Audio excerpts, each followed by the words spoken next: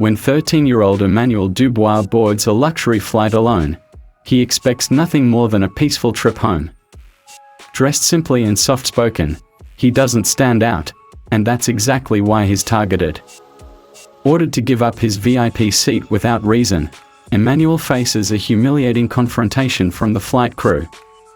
But what no one realizes is that this quiet boy is the son of Altavia Air's powerful CEO, and he's recording everything.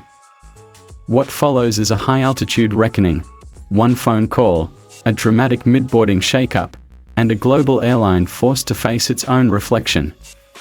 This is a story about power, prejudice, and the strength it takes to stay seated when the world tells you to move. The airport was buzzing that morning. People rushed to gates, announcements echoed in different languages, and the scent of strong coffee filled the air. In the middle of it all walked a young boy with a backpack slightly too big for his shoulders. His name was Emmanuel Dubois. 13 years old, tall for his age, dark-skinned, calm, and quiet. He had just completed a semester-long exchange program in southern France and was now heading home to London. His flight, an Altavia Air international route, was boarding. On his boarding pass, printed in bold, was the seat number, 1A. First class. As he walked through the premium boarding lane, some eyes followed him, curious, judging. The flight attendant at the gate scanned his pass, then looked at him with confusion. She smiled thinly. "You sure this is your seat, sweetheart?" she asked in a sugary tone. "Yes," Emmanuel replied, his accent clear, his tone polite. "It's 1A. The attendant gave a short nod, pretending to smile, and let him through. Emmanuel entered the aircraft, his sneakers squeaking slightly on the clean floor. As he placed his bag in the overhead compartment and sat down, a man in a business suit across the aisle raised an eyebrow. A flight attendant walked past, glanced at him, then stopped. Her name tag read Sophie Kramer. She approached him and asked, "Excuse me, young man. Are you sure you're meant to be in this seat?" "Yes, miss," Emmanuel said again, holding out his boarding pass. "It's printed here." Sophie stared at it, her eyes narrowing. She gave a forced smile. "I'll just check something with the front," she said, and walked off. Minutes passed. Emmanuel looked out the window, trying to ignore the occasional glance or whisper from other passengers. The quiet luxury of the first-class cabin seemed to resist his presence. Sophie returned, this time with another crew member, a tall man with a clipboard, stern face, and cold eyes. His name was Marcus Steiner, and his voice had no softness to it. "Mr. Dubois?" he asked, looking at the pass again. "Are you traveling alone?" "Yes, sir." "I see. I believe there may have been a mistake. This seat may have been assigned in error. Would you mind moving to the economy section? We'll find you a comfortable place there." Emmanuel blinked, confused.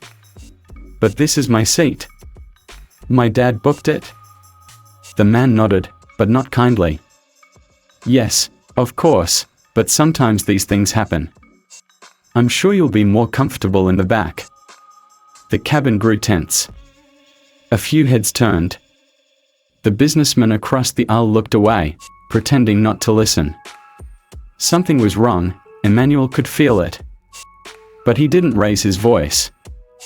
He simply reached into his pocket, pulled out his phone, and calmly opened the contact list. His fingers moved with certainty. He tapped a name.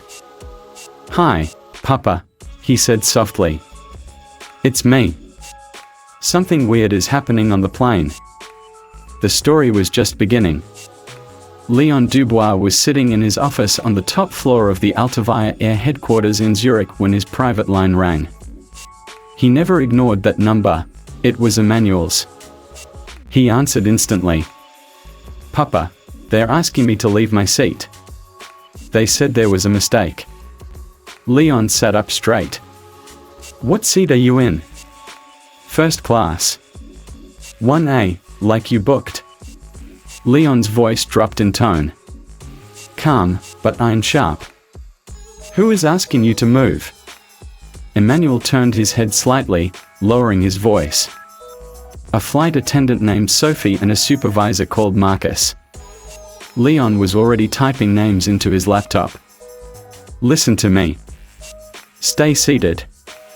Say nothing more. I want you to start recording everything from now on, quietly. Audio is enough. Can you do that? Yes, Papa.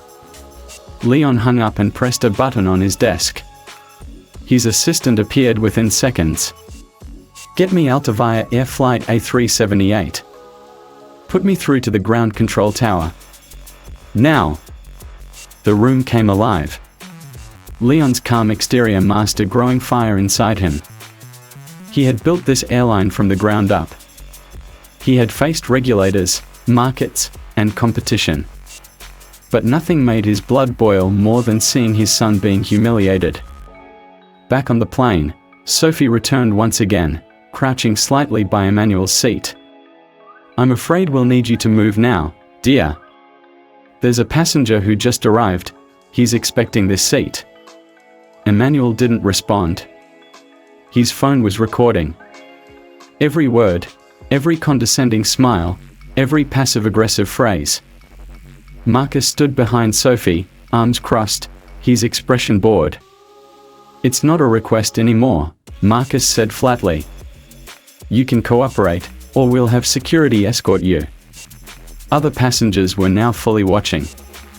The businessman across the aisle leaned away, uncomfortable but silent.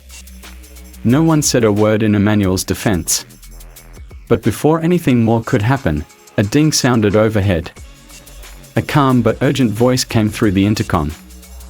Ladies and gentlemen, this is the captain speaking. Please remain seated. There will be a slight delay in departure due to unexpected crew adjustments. We appreciate your patience. Marcus frowned. Sophie looked confused. Then came the real disruption. Two airport officials entered the cabin from the front door, followed by a uniformed Altavia supervisor. They moved quickly, silently, professionally. Sophie Kramer? Yes, she replied. Marcus Steiner? That's me. You're both being removed from this flight. Please follow us immediately. What? On what grounds? Marcus barked. The official held up a printed document. Order from Executive Operations. Immediate crew replacement. Sophie's face turned pale. Marcus stood frozen. Around them, the cabin murmured in disbelief. Passengers turned, wide-eyed, trying to understand what was happening. Emmanuel looked out the window again. Calm, silent. His phone was still recording. And his seat? Still his. The tables had just begun to turn. The flight attendants being escorted off the aircraft caused a ripple of silence. Passengers shifted in their seats, whispered among themselves, and glanced at the young boy in seat 1A who had suddenly become the center of a very strange storm. Emmanuel sat quietly, not reacting to the spectacle. He didn't smile, didn't gloat. His phone was still running, now tucked into the inside pocket of his hoodie. He kept his eyes on the window, as if the clouds outside were more interesting than the chaos inside.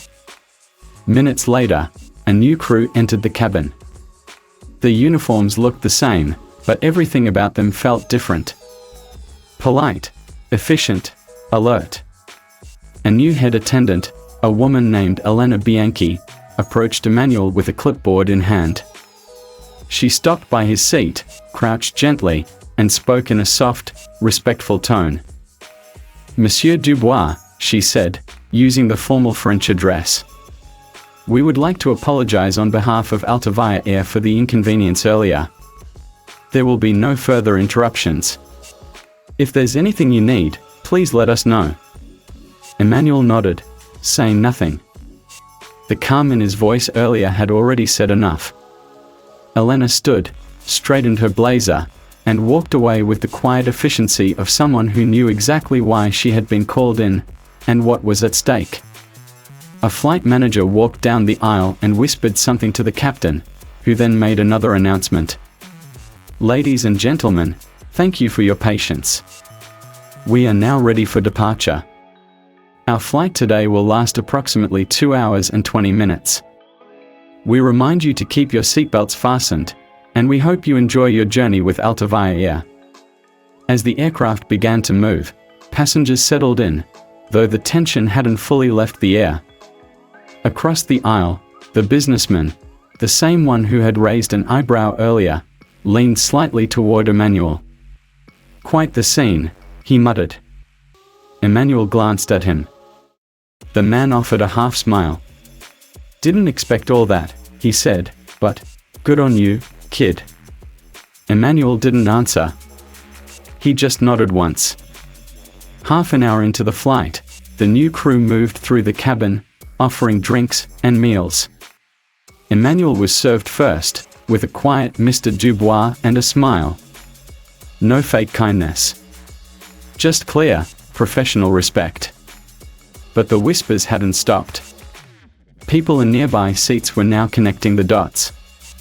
They had seen the unusual call. The crew being removed mid-boarding. The new team arriving minutes later. And now the boy being treated like he was someone important, someone whose presence had the power to change the structure of a flight. Some tried to act normal. Others kept glancing his way. And then, from a few rows back, a woman leaned forward slightly and whispered to her husband, "I think I heard the name Dubois. That's the CEO of Altavia, isn't it?" The husband frowned. "Leon Dubois? The one from Zurich?" She nodded. They both looked forward, toward seat 1A. The boy looked young. Just 13. But the silence around him, the way people now moved carefully, the sudden shift in authority, it all made sense. He wasn't just another passenger. He was someone they hadn't seen coming. The flight glided through the skies with unsettling quiet. In first class, conversations were kept to whispers. Emmanuel continued to stare through the window, though his mind was fully awake, analyzing everything. He had never intended to be the center of attention. He only wanted to get home. But things had changed now. Elena Bianchi, the new lead attendant, returned to his seat with a small envelope in hand. She bowed her head slightly before handing it to him. "This was sent digitally by Executive Operations. We were instructed to deliver it to you personally." Emmanuel took the envelope. Inside was a handwritten note printed on Altavia Air stationery. "You were right to call me. I'll handle it from here. Fly safely. Papa?" His fingers tightened slightly around the card. Across the aisle, the businessman who had spoken earlier, a German man in his 50s, cleared his throat. "May I?" he asked, pointing to the empty seat beside Emmanuel. Emmanuel nodded once. The man sat down. "I'm Martin Keller. I work in corporate law," he said, offering his hand. "I've seen a lot of strange things on flights. But what happened today, it felt different." Emmanuel didn't shake his hand. He just said quietly, "It wasn't about a seat." Martin paused. "No," he said slowly. "I suppose it wasn't." The moment hung between them. Then Martin stood up again, respectful, and returned to his seat without another word. In the cabin behind them, more whispers started. It was the cabin crew. Word was spreading. Elena and her team, though professional, were clearly aware that every move they made was being watched, not just by passengers, but by the eye of the man behind the curtain. The man who signed their paychecks. Emmanuel closed his eyes, listening to the steady hum of the engines. His phone was still recording. He didn't know what the next hours would bring. But he knew one thing. No one was going to forget this flight. The aircraft touched down at Heathrow just past 11 a.m., tires skimming the runway with a soft jolt. A light applause broke out among passengers, the kind that only happened when people were tense and didn't know what else to do. But no one was watching the clouds anymore. They were watching Emmanuel Dubois. As the plane taxied to the gate, Elena approached him once again, this time holding a device. "Mr. Dubois, your father has arranged for a private escort upon landing. There will be no queue, and your luggage has already been separated. You may disembark first." Emmanuel blinked once. "Thank you," he said, his voice quiet. Passengers glanced at each other, then at him. One woman near the front adjusted her sunglasses and whispered to her husband, "It is him. That's the CEO's son. I saw the Altavia statement just now on my phone. It's all over the news." Her husband nodded. "They're saying the whole crew got pulled mid-boarding. That's never happened before." As the door to the plane opened, a tall man in a dark suit stood waiting at the gate with a security badge and tablet in hand. He greeted Emmanuel with a short nod. "Welcome back to London, young sir. Right this way." Emmanuel turned back for a second, glancing at the now silent cabin. Dozens of eyes met his, some embarrassed, others curious, a few admiring. But no one said a word. He stepped out. A private corridor led to a separate terminal exit, far from the crowd. His phone buzzed. A message from his father. Handled. Don't speak to press. Home soon. But outside that quiet hall, chaos was brewing. The Altavia Air public relations team had just released a formal statement to media outlets across Europe. "We are aware of an incident involving inappropriate behavior by 2 members of cabin crew aboard Flight A378. Altavia Air does not tolerate discrimination in any form. The individuals involved have been suspended pending internal investigation." But that was only the beginning. Because the statement continued with something more. "We further confirm that the passenger affected was Emmanuel Dubois, son of our CEO, Mr. Leon Dubois. While this relationship does not excuse improper behavior, it does highlight the need for reflection on how we treat every passenger, regardless of their age, background, or appearance." Within minutes, hashtags began trending. Hashtag Flight A378. Hashtag Duboison. Hashtag First Class Disgrace. On the plane, as remaining passengers disembarked, many looked down, not wanting to meet the eyes of those they had ignored, or worse, silently agreed with. In a corner of the terminal, Sophie Kramer and Marcus Steiner were seated on a bench, waiting to be interviewed by Internal Affairs. Sophie's hands trembled as she tried to read the statement on her phone. Marcus muttered, "He was just a kid. How could we have known?" But the damage had already been done. And the world now knew their names. By the time Emmanuel reached his family's London residence, the world was already on fire. News headlines flooded every screen. Morning talk shows featured guest psychologists discussing unconscious bias. Social media lit up with debates. Video snippets taken by passengers, including the moment Sophie asked Emmanuel to leave his seat, were already circulating. The calm voice of a 13-year-old saying, "My dad booked this seat," had become a meme. But it wasn't a joke. It was a statement. In the Dubois residence, security staff kept the front gate locked.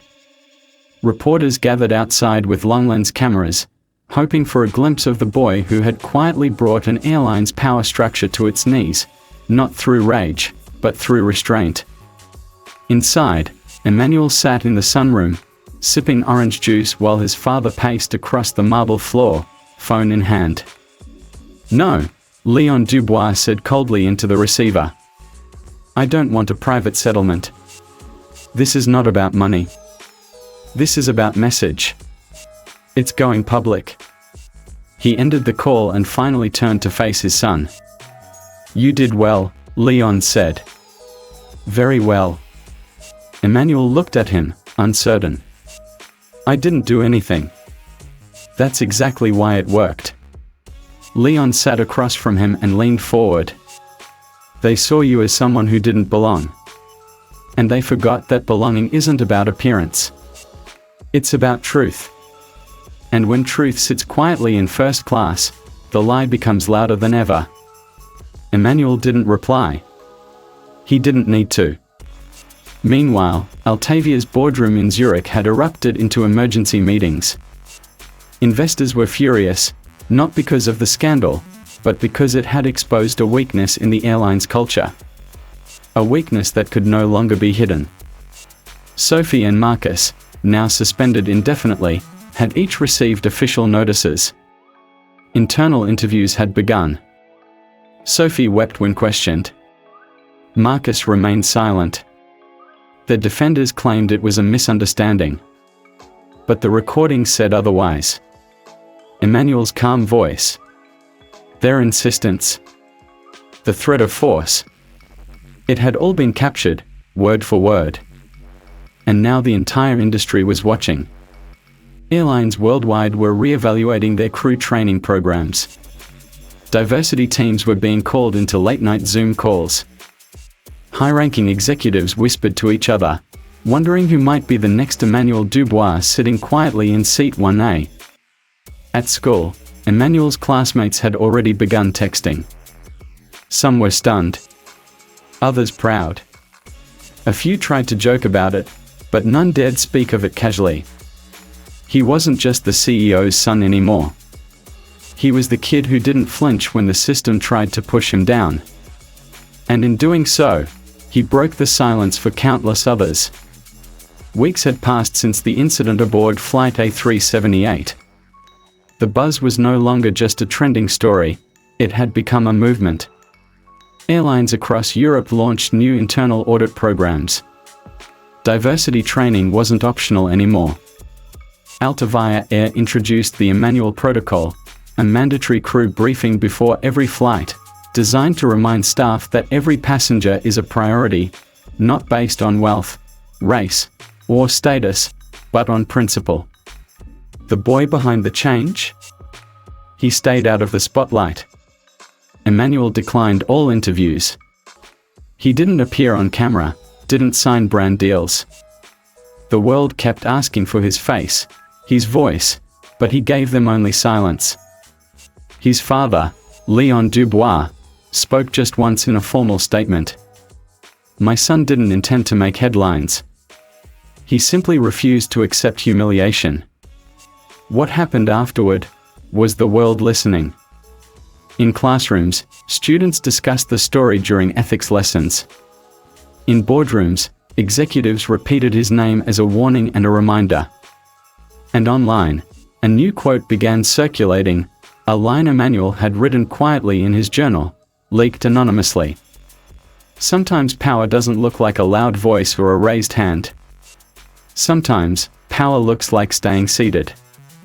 At 13 years old, Emmanuel had done what many couldn't, remain calm in the face of injustice, and trust that truth would do the talking. Not by shouting, but by recording. Not by demanding, but by waiting. And the world listened.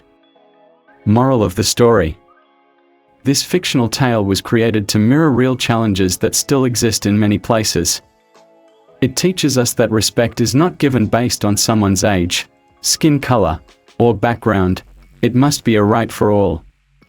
It reminds us that silence in the face of unfairness is never neutral, and courage doesn't always mean confrontation. Sometimes, it means knowing when to press record, and when to say, "No, I'll stay." This story is a work of fiction, written to feel real so we can reflect deeply on its message.